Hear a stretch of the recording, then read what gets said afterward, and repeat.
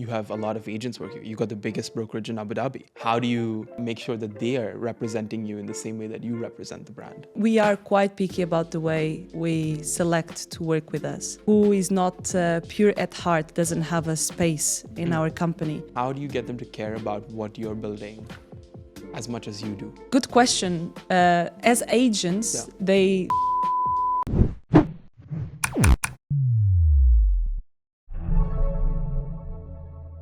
What's up, everybody? Welcome back to another episode of The Real Ones. Today, I'm joined by the one and only Kika Pavese. Welcome to the show. Thank you for having me. I'm so excited to be here. Of course, it's I'm my also pleasure. late. No, it's fine. Dubai. Still The can't figure exits the are roads. crazy. Oh my God. Let's blame it on the exits. It's the Yes. exits' fault, not your navigation. I don't know if Rita was doing the navigation or you, but it's fine. I won't ask. But what most folks who are watching this will probably already know, but I'm going to say it anyway, is that you're the MD of MD Real Estate. You're the founder of Voyage, and you might also be opening something else soon. I mean, based you on know, our like you spend some time with me to know that Yeah. when ideas come, I already have a plan and everything. You so. move the fastest that I have seen ever, I think. So, and I've had quite a few folks on here. But before getting into, the hustle and bustle of things, I want to talk about 7-year-old Kika, right? What did 7-year-old Kika want to do? And talk to me about that. My personality, I always delete bad memories. So I don't really have bad memories. So I can only think of myself as a happy kid. Mm-hmm. And 7-year-old Kika wanted to be an actress because my mom was an actress when I was a kid, like 1-year-old. So growing up, seeing her in the TV and everything. So I wanted to be exposed somehow to the world. And I can tell you, I remember I didn't speak English. So I remember as a kid being in front of the mirror in the bathroom, holding a shampoo and pretending that I was doing a speech of getting an award. Okay. Because I didn't speak English. Okay. So I always knew that I wanted to do big things and I love awards. So I always knew I wanted to get awards. And that was me. And now you got all the Property Finder awards in your and office. not only Property Finder, excuse me, Joel. All the portals. Sorry. Yes, I forgot. I do love a good trophy. Yes. Okay. So obviously, going from wanting to be an actress. What's interesting is I had Rick on from Better Homes, right? And Rick also said something along the lines of being an actor or something like this. It's something about building your stage confidence and public speaking and these kind of things that transfer into our lives today. And because of that, you speak so eloquently now, right? And I think you have to kind of push yourself as a child to put yourself out there and make mistakes, kind of a thing, so that you can be this person that you are today. Yes, right? I agree. I love speaking. I love speaking with people. I love speaking in public. I still get nervous when I do it, and I think that's part of the job. And I think, as a kid, how can you do it? By being an actor or an actress. So that's what as a kid that expose yourself. I always wanted that. I always liked the attention. Yeah. So, I mean, I was a fat brown Peter Pan, just for reference. So it was, I know what you're talking about. I just went into debate after that. I was like, not made for show you were business. definitely debate kid. Oh, definitely. 100%, Yes. 100%. But let's talk about your journey here, right? Obviously, Portugal, something you mentioned, but from what I understand, from my due diligence and research, that's not where you grew up. You were growing up all over the world. Yes, basically. my stepdad was an ambassador, so we lived a bit everywhere, and I think that dictates a lot of who I am today. Moving schools, meeting new people, always being the newbie, and when you go, and I gave this example to the team the other day. It's like when you go to the leaders, actually. I said, every time I had to be in a school, I can't enter and get people to like me immediately, right? Yeah. I have to get to know them first. I have to show interest about them. So you have to adapt yourself to people, so then people allow yourself within their circle. Yeah. So I was telling our sales and leasing directors that I was like, that's the same you do with your agents. You have to get to know them, and you need to grow into them, not the other way around, to start with, to get that trust from their side. So I think growing up abroad and moving schools kind of taught me that lesson Yeah. to be where I am today. And then you came to Abu Dhabi, not Dubai. Yes, Yeah. always Abu Dhabi, and do not regret that choice for 1 second. I love Abu Dhabi. I always call myself Abu Dhabi #1 fan. Yeah. And yeah, Abu I Dhabi think is my home. You've somehow convinced me to make the trip to Yas Island every week now for the last couple And you of weeks. love Abu Dhabi. It's great. It's great. So, okay. So you were traveling around with your family effectively, meeting so many new people, getting used to all of their cultures and backgrounds. Yeah. And then where's the real estate part coming in? How did that happen? It was by luck. Yeah. Kika saying luck when she doesn't actually believe in luck. I think it was meant to be. Mm-hmm. I really don't believe in luck. This is an argument we have in the office all the time. Yeah. I think it was there for me. And the fact my personality is so about people, I'm genuinely interested about people's stories and about their lives. And because I love Abu Dhabi so much, how can I promote Abu Dhabi even further?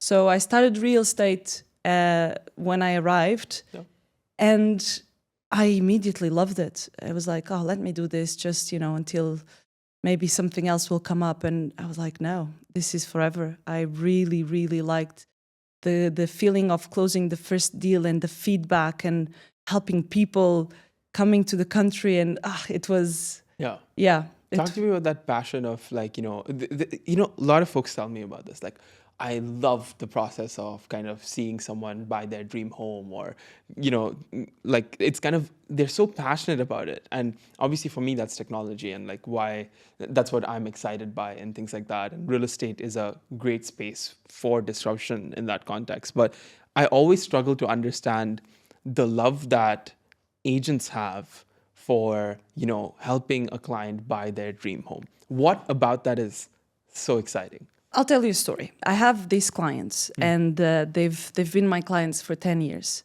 And I've seen their family growing. I've housed them, and I moved them, and they had triplets and everything.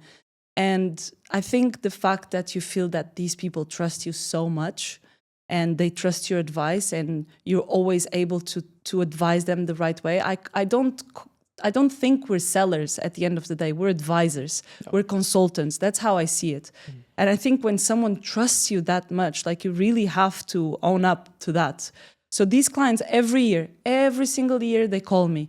Renewal time, Kika, what do we do? Is it a good time to buy? The cliche question. And every single year since I've met them, we have a coffee. We discuss the rents. Should you move houses? Do you want to buy? This is what's in the market. Every single year for 10 years, we've been doing this. During COVID, it was over Zoom. Yeah. And this year, actually 2 weekends ago, they bought their first house. Wow. And at your event, at our Aldar event, yeah, that we did really, really well. Yeah. And they came. I was like, you know what? Come, let's have a talk. It's renewal time. I'm gonna be there all weekend, so just come. And they came, and we were talking, and then I knew exactly what was good for them, and without even thinking, even I was surprised. I was like, without even thinking, without negotiating, they're like, if you're saying, let's go, and they did it on the spot. So these clients that for 10 years have been thinking of buying made that decision, and I think this was purely trust. So for me, that's the passion that I have, the fact that people trust me so much and follow my advice, and I cannot let them down because I'm going to continue to be here. So if something happens, they're going to come after me. So that's I think the passion is behind the trust that people put in you. Very long term and very focused on the advisor component as opposed to just being an agent for that one transaction kind of a thing. And that doesn't bring me any joy. But most people struggle to see long term. They're all in the moment of like, let's close a deal, let's cut somebody off, let's do, everything is just about that one transaction. How do you think long term? I think it's reputation. I mean, like I said, I want to be exposed. So if I do something that damages my reputation, and then I don't care about the client that I close the deal with, then it takes so many years to build a reputation and seconds to destroy it. So you have to always think this way. And this is in everything you do, not only your job. Like you can do anything you can. It's one behavior that you can have that can completely, people will look at you, yeah, that's not a trustworthy, like, oh, she acts like that, or, you know. So it's the way you conduct yourself in everything you do, personal and professional. Right. And with the reputation part, it's fine when you can control it. But then you have a lot of agents working. You got the biggest brokerage in Abu Dhabi. And how do you make sure that they are representing you in the same way that you represent the brand? That's why we're quite picky about. I mean, we're a big brokerage, but we don't have as many agents as some other brokerages. So we are quite picky about the way who we select to work with us. Our head of marketing says, who is not pure at heart doesn't have a space in our company. And sooner or later, that person will go. And the way the company is built is really in a way that if you're not comfortable in our environment, you will decide to leave. And it takes a long time to build such culture and such unity in a company. So I think that's what we try to do with them, and we're very transparent. I'm very transparent. If I do something right, if I do something wrong, you've seen a meeting that we had where I did something wrong, and in a deal, lack of attention, trust. I trusted too much the client, and then I end up making a mistake. So I had to share that mistake with the team to tell them, like, these mistakes are what makes us good. So I shared my mistake with everyone. When you put yourself in a vulnerable position in front of your team, they can see the other side as well. You know, you're just not the leader that, no, guys, I did this. Oof, if she's a human as well, you know? So that's the transparency we have with the team. And because we fight so much for this with clients. Never say something you don't know. And we really pitch to the agents to build the culture that we want for the team. So it's integrity over qualification. And you talked about transparency, being able to come up to you with all of the struggles, the good times and the bad times kind of a thing, right? And that's what I saw you do yesterday when you got a floor full of agents looking up to their boss effectively and their boss saying, hey, I messed up, like, this is what happened, or, being vulnerable basically, right? Yeah. And I think that's not very common because everyone wants to seem so invincible and they think that's a strength. And that's why a lot of those brokerages sometimes face issues with churn, or, a lot of their people leave quite quickly after coming in. They don't really stay for long. And whereas I believe that you have a strong retention of your agents, and it's probably just because of that. Yeah, I hope so. Yeah, we also pay on time. I think that helps. Okay, that's a plus. I didn't know that was a. It is. You do have that problem in some agencies, and we're quite fair. It's something I always say. Pay your agents on time, and that will you will have a lot of retention. So it's one of my biggest struggles. I can tell you, like a couple of months ago, not like 6 months ago, I had a problem. With the accountants, we were changing and everything. And on the group with everyone, I went and I apologized for the delay in paying their commissions, because this is their salary and we have to respect that. So the fact that I'm so strict about payments, I think that's also a retention method. So yes, everyone, please pay your agents. Pay your agents on time and pay them the commission they deserve. Absolutely. And we spoke about the whole integrity versus qualification kind of thing. Yesterday, we were having a little chat about university degrees and whether it's actually worth it to pursue a university degree. Rita was saying that we should have the university kind of time to effectively mature and like have these experiences and all this kind of stuff, as opposed to just for the academic qualification of it. In real estate, you've got people from all sorts of walks of life that come in. You were sharing a few stories with me yesterday of folks from different backgrounds. Tell me about what your real thoughts are about. What university. We spoke yesterday, and Rita's opinion on it is that university does bring you life experiences that you should, as a young adult, go through, which I agree. But as school is, it's great, the same for kids, like socializing and learning and all of these methods. But I think there's so much more to learn.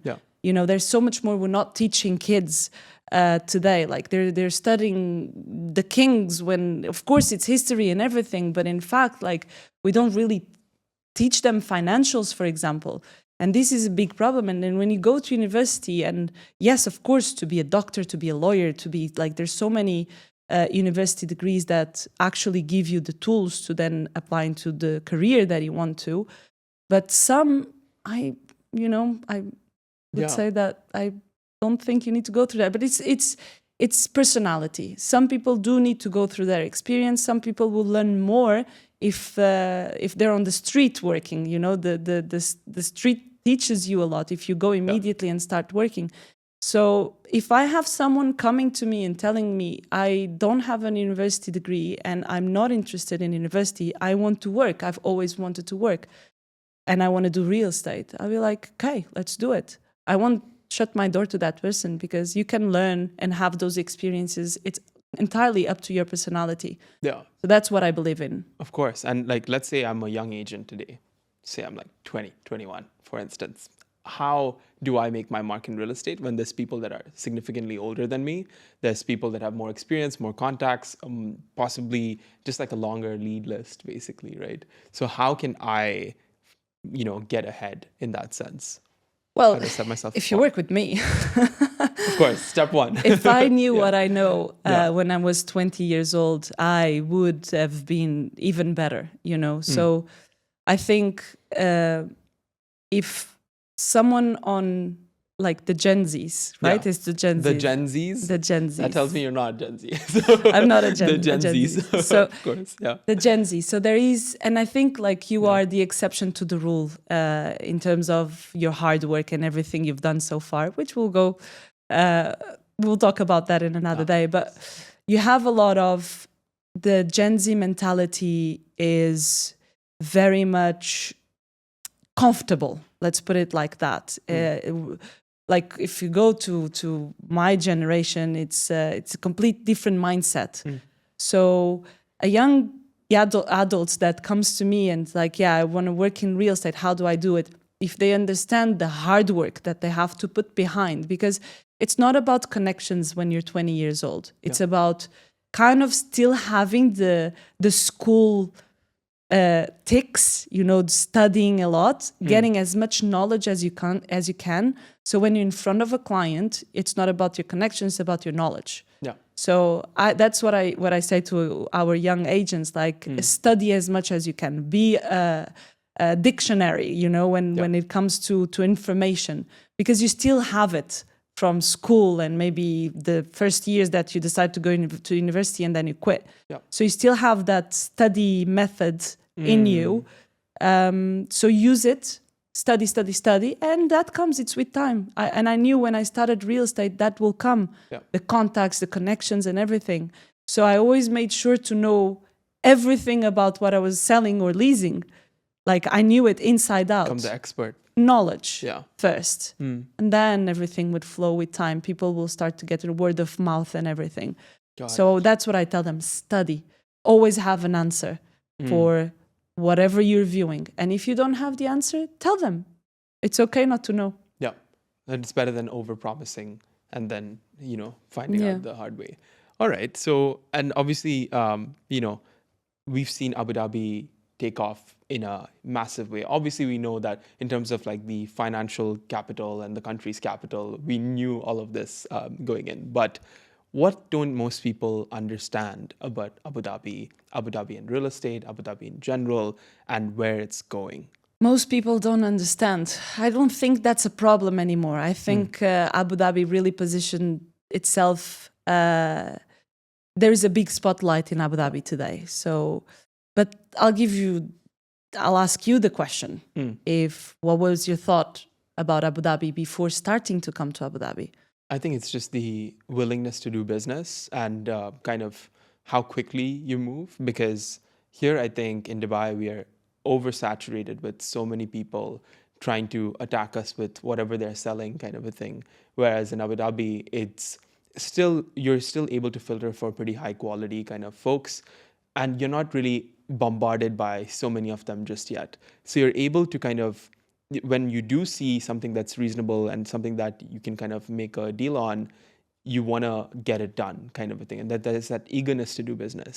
I saw that with you. I saw that with several other brokerage owners, because literally we were sat there for 40 minutes and you got like 75 things done at the same time. I have no idea how you do that. That's probably something we should talk about as well.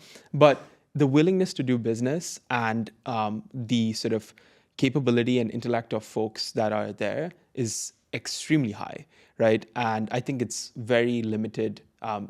When I was, in our high school band, we'd have this difference between noise and voice, right? There's a lot of voice and less noise, I would say. So I think that's what I thought.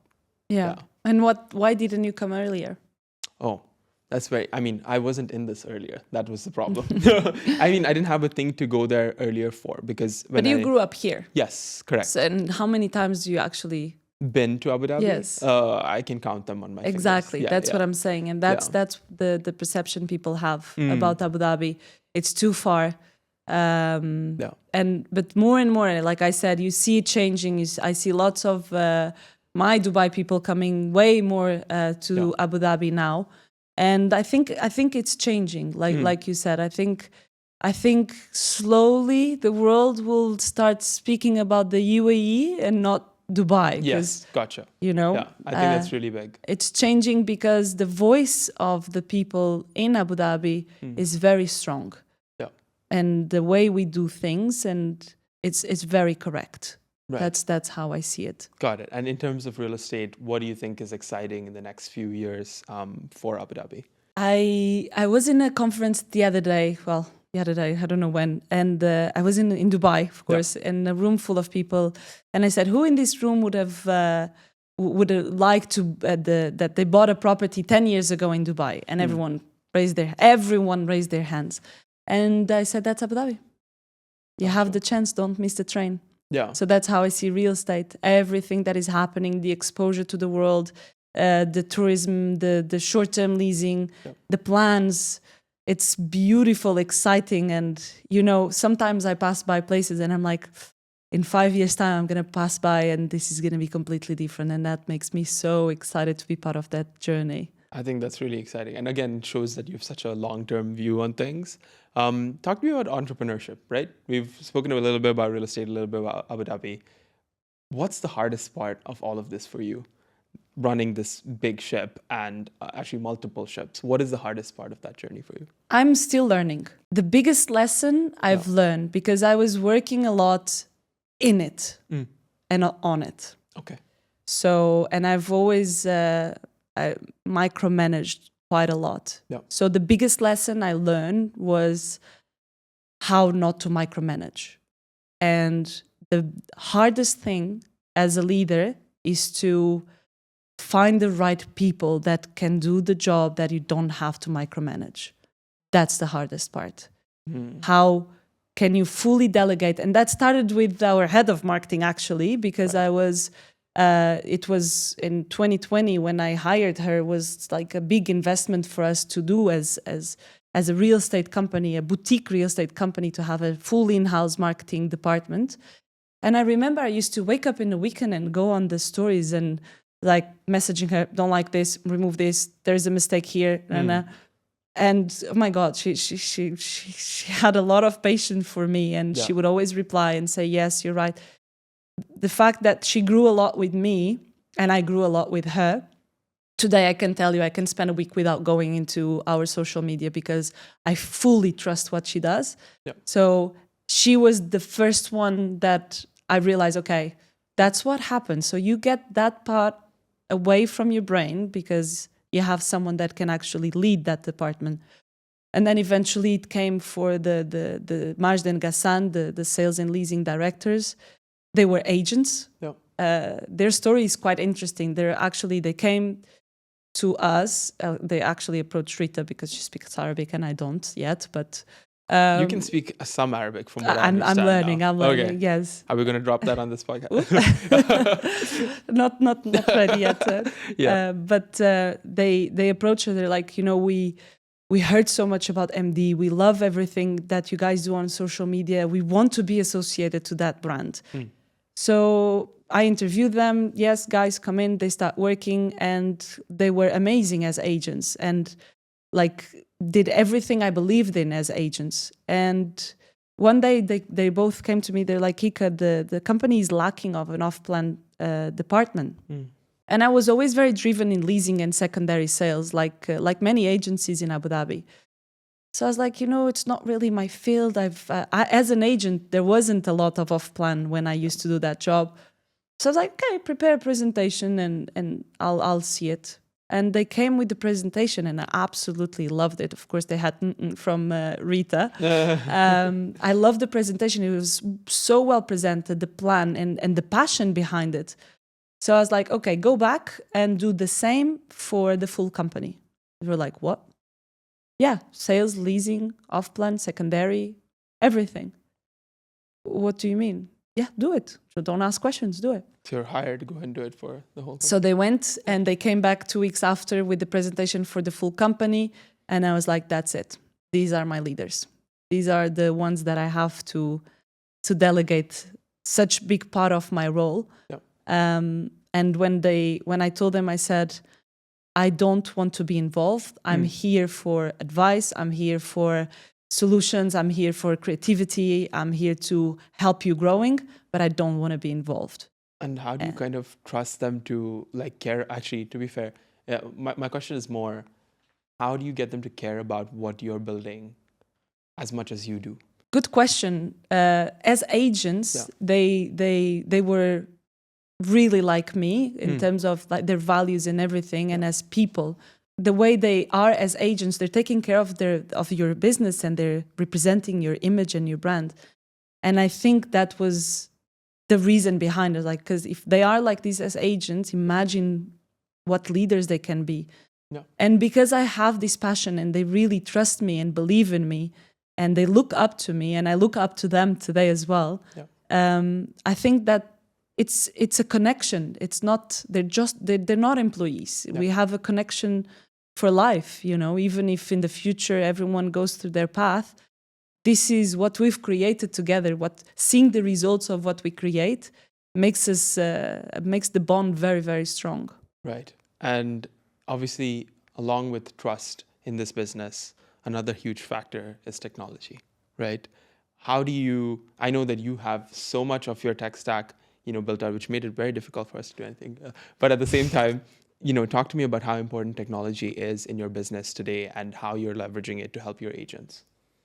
We went a long way with technology and implementing a CRM system that would be perfect, and still not perfect, and we still make mistakes. But technology behind the job is everything, because you have so much to do and you're so busy. It's the only way you have to keep track of everything and make sure you're fair, and the rotation and the leads and the digital world is something we had to really master and invest as a company. So it's everything for us. The control, the positions, the follow-ups. It's everything. It's literally the tool, the can that comes with the job. Right. Without it, we would lose a lot. 100%. I'll give you an example, technology lead generation wise. So Rita, marketing wise, she created a full system of lead generation. So today you have a lot of cold calling. Cold calling is illegal, and you have fines as a company when you do such things. So we got a call from a very high person in Abu Dhabi municipality, accusing us of cold calling and saying like, I work at Abu Dhabi municipality, I'm going to fine your company and so on. And I was like, wait. Just give me 1 second. Like, I'm sure there's something wrong. Went to Rita and I said, Rita, check this number. And she put the number in our database and the number wasn't there. It wasn't there. It wasn't assigned. There's no way that person was contacted by us. And I told him, there is no way that you were contacted by our company. No way. And he was like, no. I'm like, please send me the number of the person that called you. I'm telling you, there is no way. And the confidence that I had is because of technology. It's because I trust my systems to this point.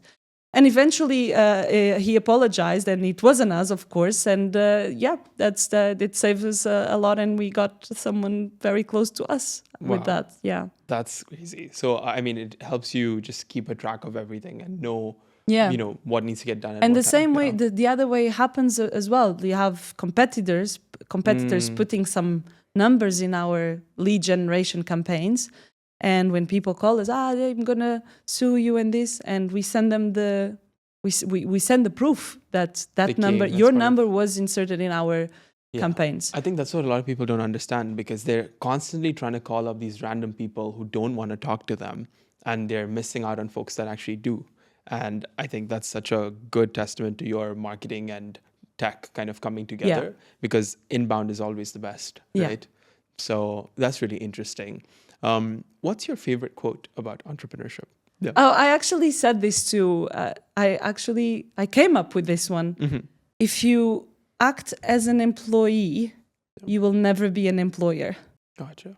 That I said this to the team the other day, because as agents and in this industry, if they get 50-50, I always tell them, you own half of the business. Mm-hmm. If you're paid half of your work, then it means that, I always tell them, consider yourself as your own employer. Mm. So, but if you come to this office and you have the employee mentality, 9 to 6, and then you go home, and then, so I told the team this, if you act as an employee, you will never become an employer. That's so true. I think when I think about, we're a very small team, we're only 6 people, but at the same time, all of them act as owners, right? Yes, they have options and shares and things like that, but at the same time, they all put in, on a Friday night at 11 p.m., I'm getting a message about, hey, what do you think about this feature? Should we ship this? Should we not? And I'm just like, it gives me an insane sense of happiness, because I'm just like, people care about this almost just as much as I do. It's the culture you build, Yeah. And that's really interesting. And my final question to you is, what advice would you give your 21-year-old self? Not as a real estate agent. Don't get married so young. Don't get married. Marriage. We didn't touch upon this. Okay. Yeah. Okay. So talk to me about that. Why?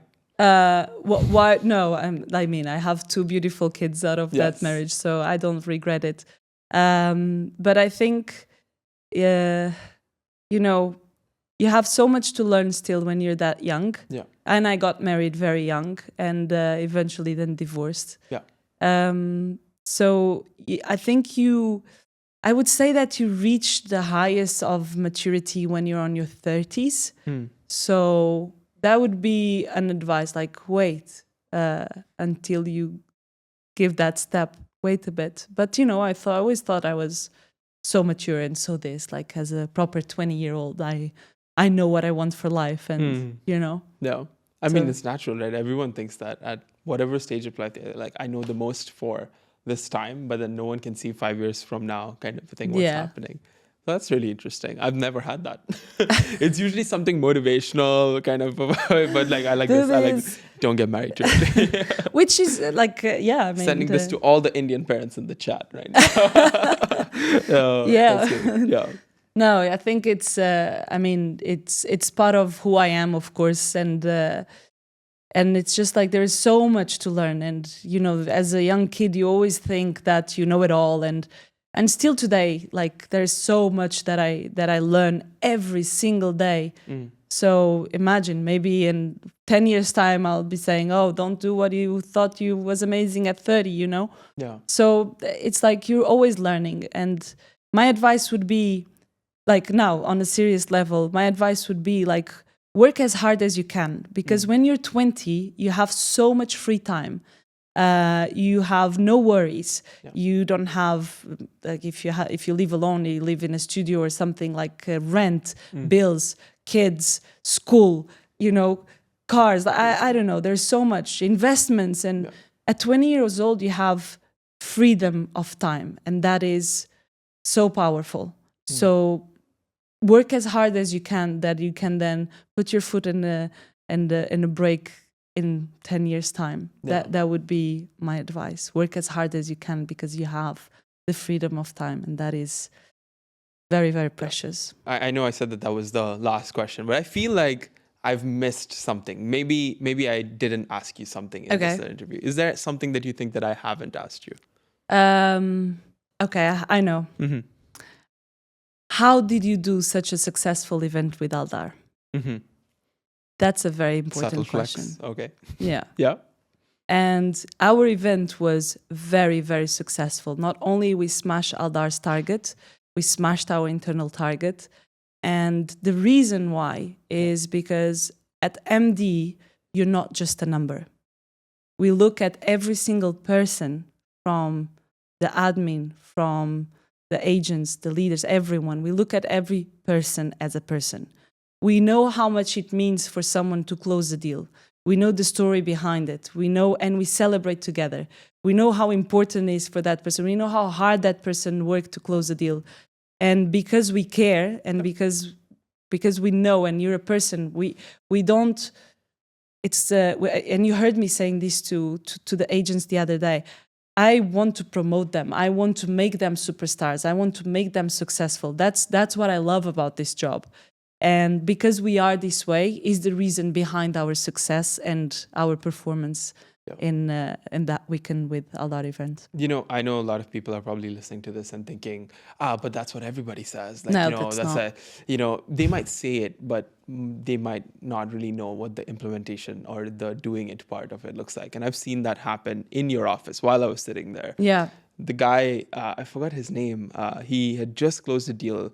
And I think you told me for the longest time he could not, or something like that, and you gave him a shot anyways. He was bringing cupcakes or something like that and giving everybody. Yeah, no, actually he applied for many agencies and he didn't get a job.